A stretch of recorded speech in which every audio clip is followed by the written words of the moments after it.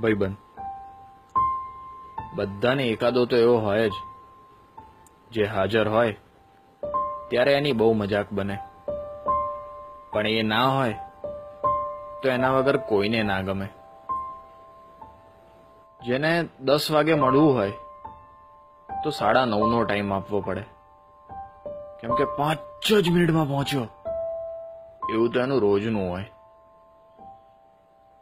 ભાઈબંધ બીજો એક ભિખારી ભાઈબંધ બી હોય, જેની જોડે રૂપિયા તો બહુ હોય પણ કદી કાઢે નહીં. પાકીટ ભૂલી ગયો યારું, હમણાં તું કાઢ ને, હું તને પછી આપું. અને એ પૈસા તમારે ભૂલી જવાના. બેનપણી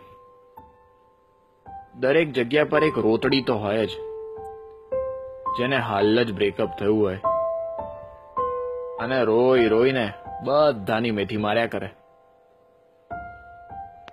એક વિચિત્ર બેનપણી બી હોય, જે દર વખતે બધાથી આડી જ ફાટે. જ્યારે બધા તૈયાર હોય ત્યારે એના જ નખરા હોય. એ બેની જોડે ત્રીજી સેલ્ફી ક્વીન બી હોય, જે કેમેરો ચાલુ થતા જ બતક જેવું મોઢું કરીને ઊભી રહી જાય. બબાલ્યો દરેકને એકાદો બબાલ્યો ભાઈબંધ બી હોય, જેને મારા મારી કર્યા વગર ખાવાનું જ ના પચે. ભાઈ એક મેટર થઈ યાર, અરે તું ચિંતા ના કર, બસ પહોંચ્યો હું. મિત્ર બધાનો એક ફેંકુ મિત્ર હોય, જેની બધે પહોંચ હોય પણ જરૂર પડે ત્યારે એ નંબરની બધી લાઈન કવરેજ ક્ષેત્રની બહાર જ હોય. બધે એક એવો ભાઈબંધ બી હોય, જે બહારથી જેટલો સીધો સાદો ને ભોળો લાગે, અંદરથી એટલો જ છાણો હોય. હજી એક વિકૃત બી બધે મળી રહે, જે બોલવાનું ચાલુ કરે એટલે એને કંટ્રોલ કરવો અઘરો પડી જાય.